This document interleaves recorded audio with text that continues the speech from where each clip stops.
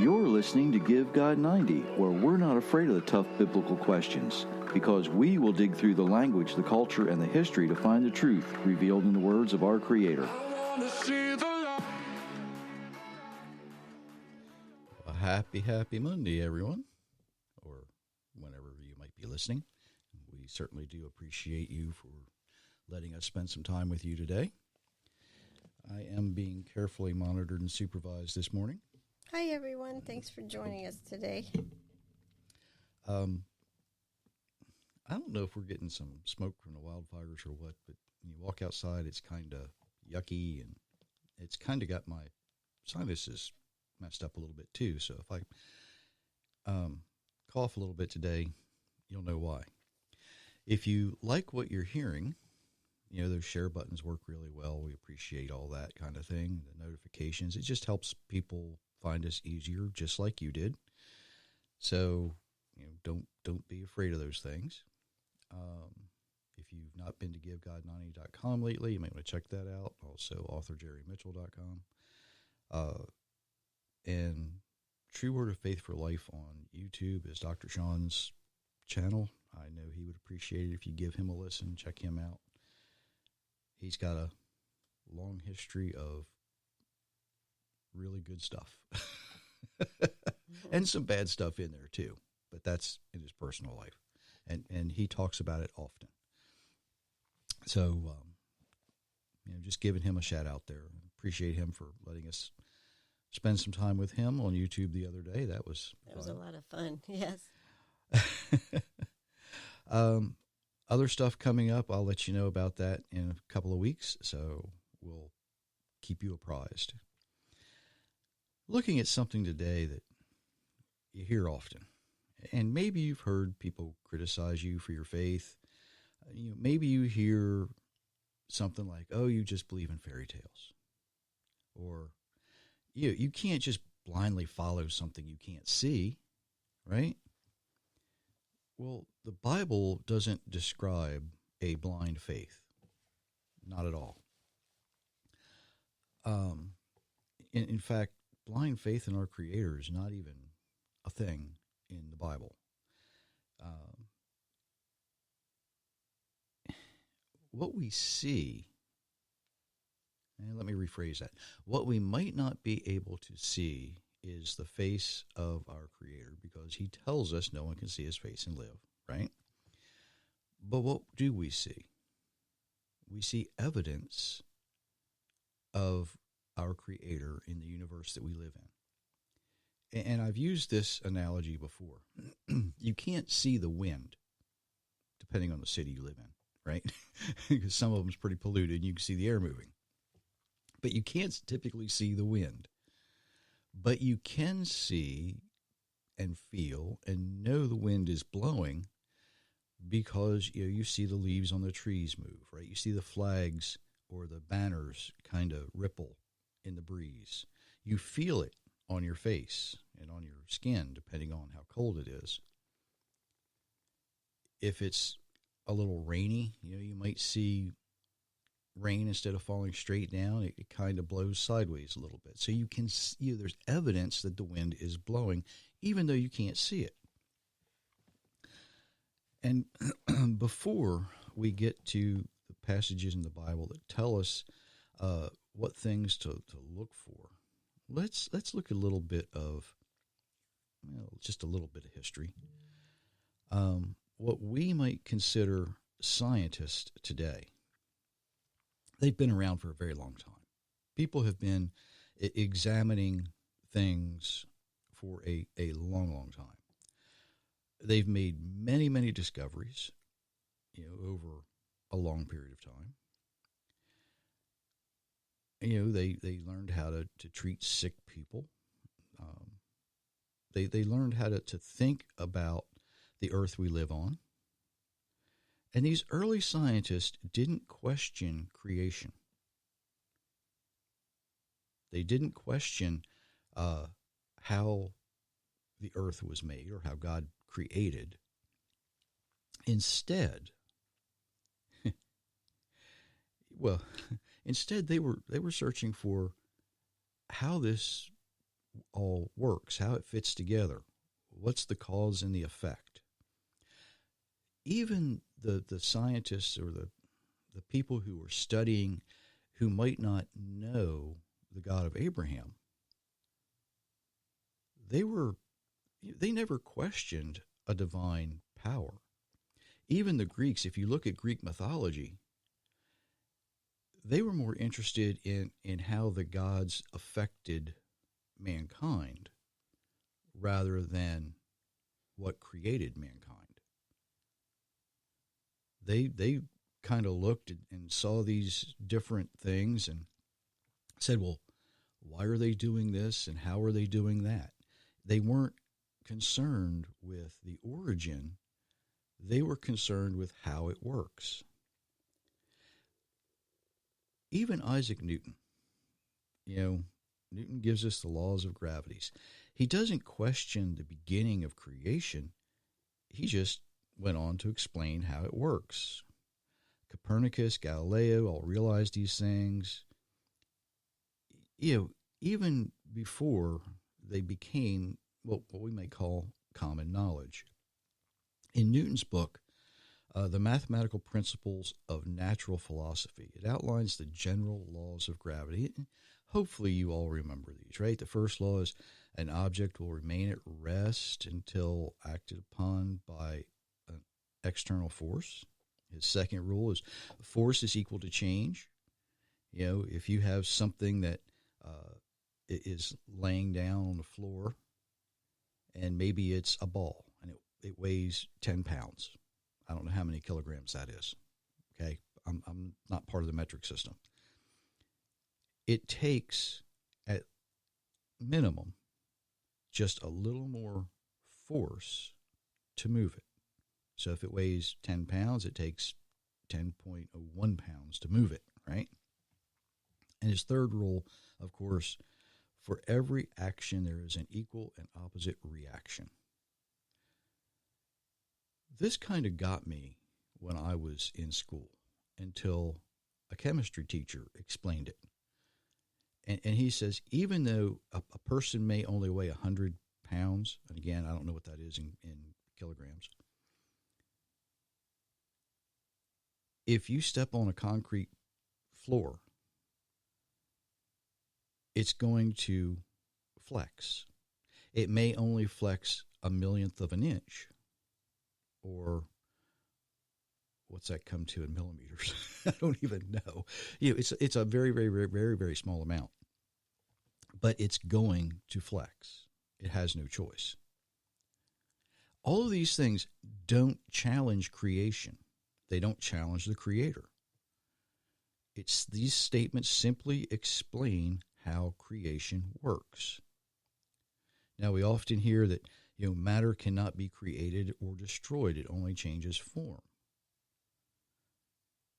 Well, that immediately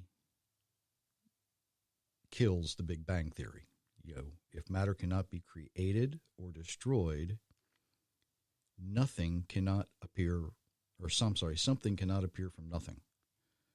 It can only change form. If we look at a log burning in a fireplace, as it burns, part of that log is used for fuel. Rapid oxidation, which is fire. It gives off heat. What's left is ash, and it's useful for various things. Lye or compost. People use it on their garden for a type of fertilizer. That log that began as one thing can be changed into many things, but it isn't completely, what made that log up is not completely destroyed. That, again, explains how creation works. It doesn't question a creator. Biology is another great example of how creation works. When animals adapt to their surroundings, they begin to reproduce. Some of the proteins that were in their original DNA are lost because they don't need them anymore. Well, they can't magically be replaced. You know, a dog breed that is typically short-haired, the genetic code for long hair is gone. And you can't have a long-haired dog unless you breed, in a short-haired breed, unless you introduce new genetics. That means bringing a long-haired dog into that breed. That's not evolution. That is, in fact, de-evolution. Now, I want to go down a little bit of a rabbit trail here, and it's actually in my notes, so don't give me the funny looks when I go down rabbit trails. Evolutionists who believe in millions of years have a really, really much more difficult time explaining a lot of things when it comes to biology. Diseases, right? If we think about diseases over millions of years, life should have been destroyed a long, long time ago, right? Because a life form cannot naturally adapt to canceling out certain diseases. It just doesn't happen. But the disease itself has a reproductive cycle. Viruses are said to mutate. Well, they mutate into other viruses. You can't have a virus that mutates into a bacteria. You can't basically take a cell and say, now, again, this isn't a virus. We're talking about a cell, and say the things that work here are not, you can't just magically say, oh, by the way, you're going to fight this off. There has to be something in it, something introduced into that cell to give it the necessary means of saying, we don't recognize this intruder.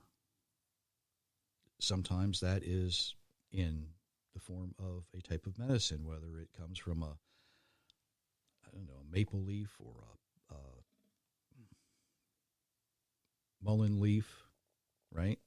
These things are introduced into the cells, and it says, this can help me eradicate this invader. What's being introduced is friendly. It is going to help me defeat my enemy.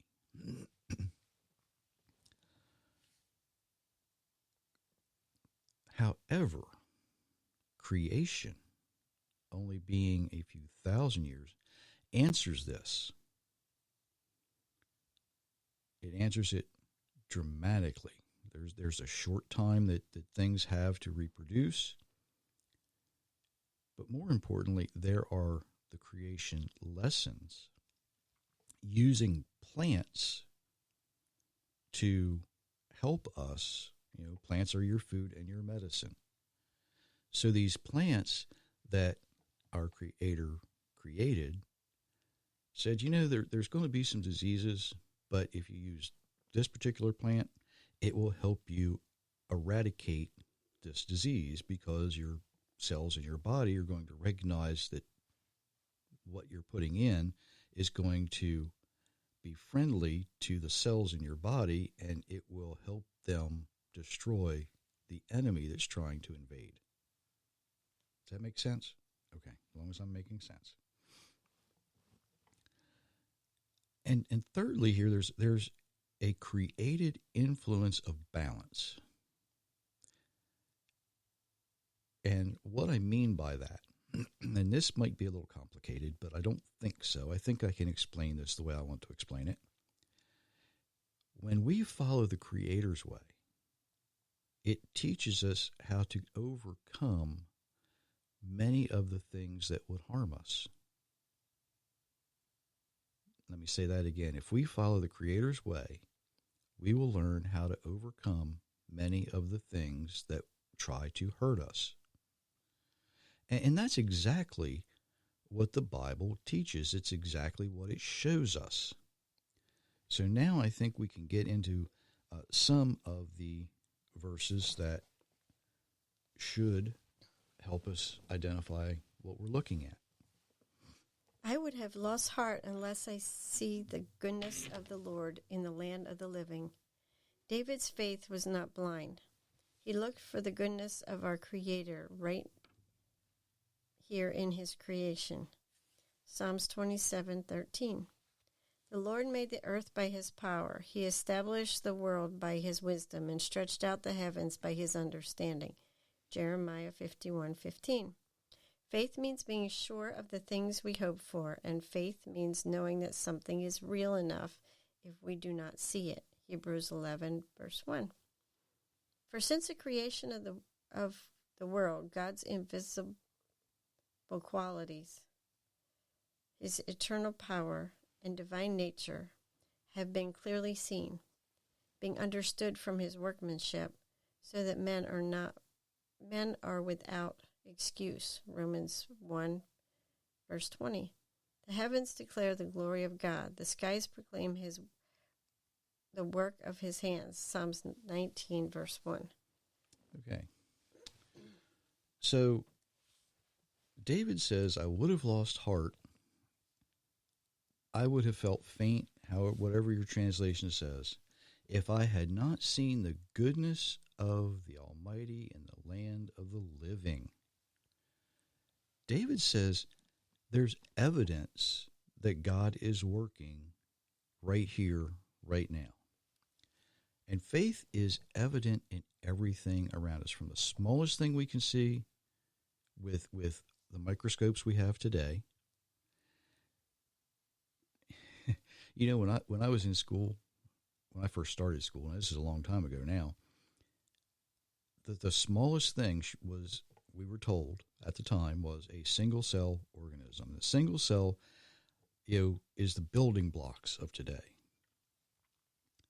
Well, here we are from the time I started school, 50 years later.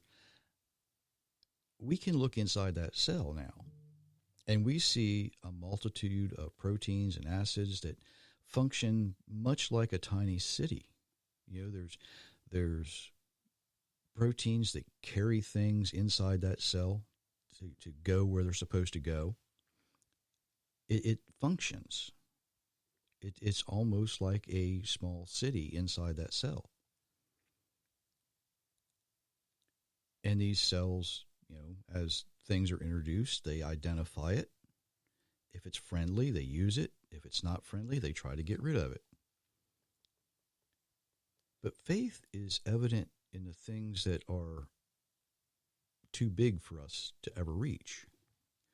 Years ago, we had the Hubble telescope, looked out into the universe, and it was supposed to be the greatest telescope of all times, right? How could we ever hope just to have anything better?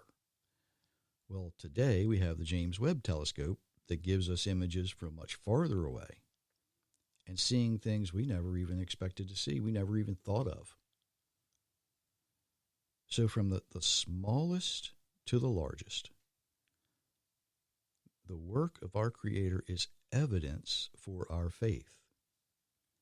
It's not blind faith. We know it's there. We know He exists. We can see the effects of the Almighty working in our universe. From the tiniest little proteins in a cell, and who knows what's in those proteins yet, right? We think we know, but we don't. We can't get in there yet.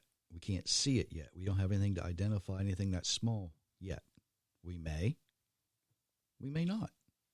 We don't know. We look out into the sky at night and we see the stars. We look at the telescopes and they show us all the galaxies and all the other stuff that's out there. But what's beyond that? We don't know yet. We can't see it yet. Now, I know that not everybody has time to commit all of these things to memory. But that's okay. It's evidence. It's evidence we don't believe in fairy tales. We don't believe in mythical gods. We're not blindly following some unknown path. We believe in the creator of the universe,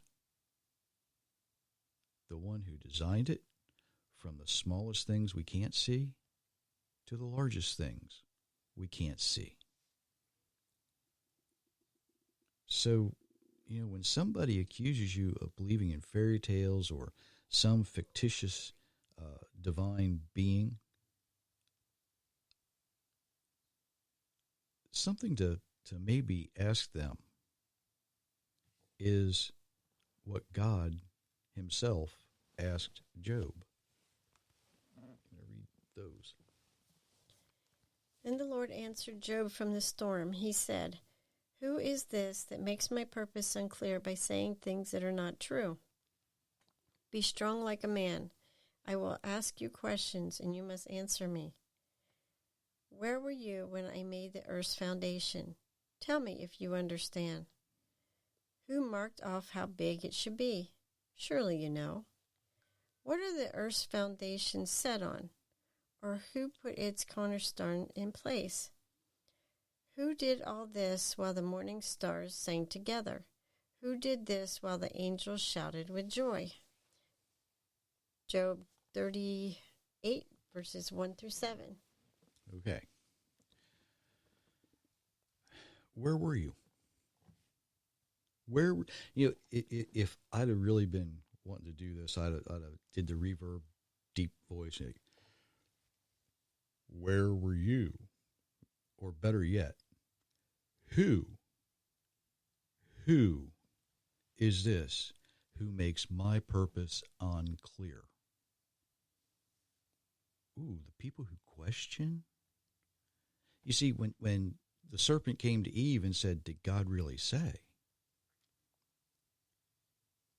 Well, he's changed that question because evolution and questioning creation is relatively new in science. It didn't start until just a couple hundred years ago, right? That age of enlightenment.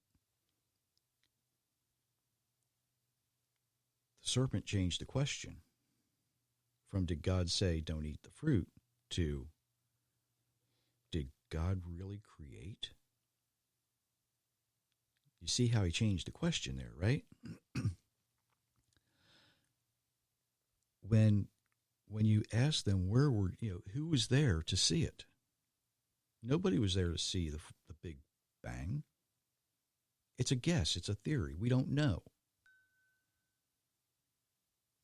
But they'll when you bring this passage to these folks, they're going to look at you and they're going to go, "What?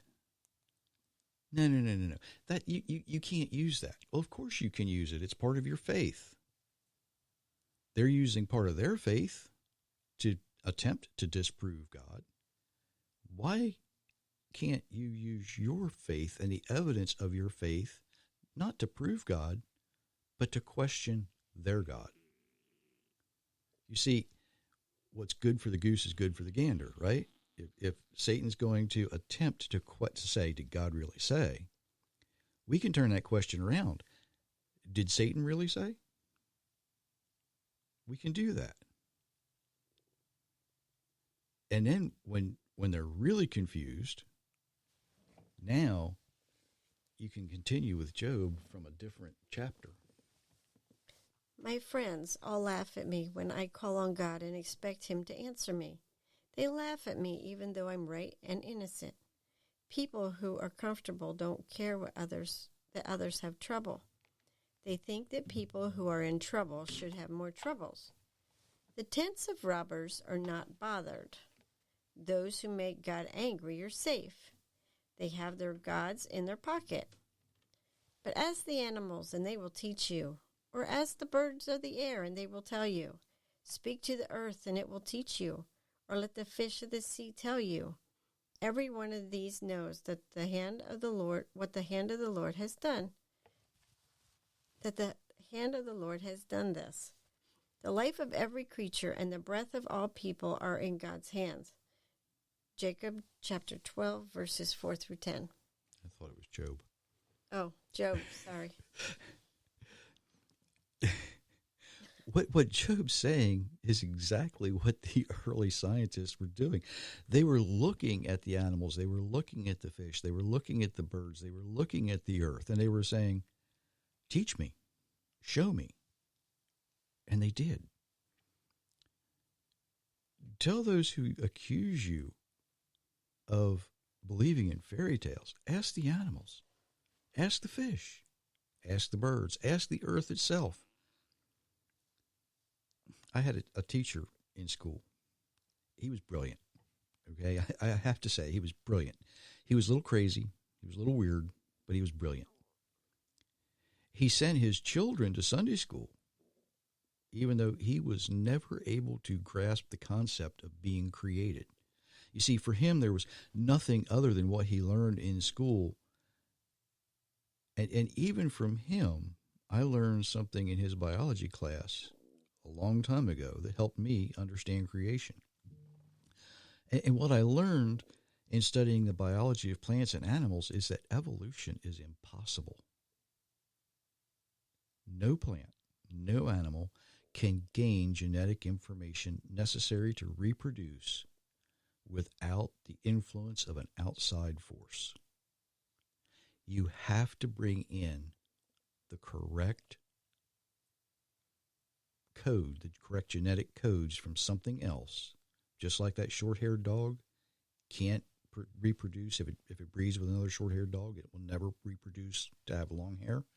So until you bring in something from outside, until you bring that outside influence in to reintroduce a new genetic code, it can't happen.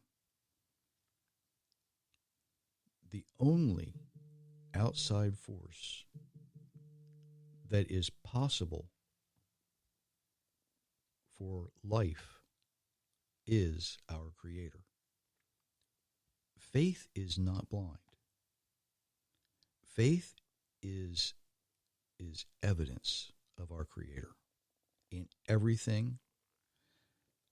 You know, even the people who choose to reject the Creator himself can show you and teach you by their actions, by their words, that creation's real, the Creator exists. You're not following some fairy tale. You're not blindly following something that you don't know what it is. We need to study the universe. We need to be able to observe how it works, how things fit together, so that we can tell others who the Creator is. You know, we study the way his creation works to glorify and honor the one who made it. We study the way it works not to prove God. He doesn't need to be proven. But we study the way it works to show who he is, to show his glory using his creation.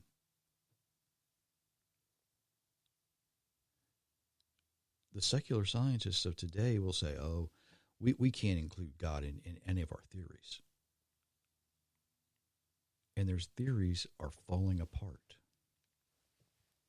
one after the other. They will continue to fall apart.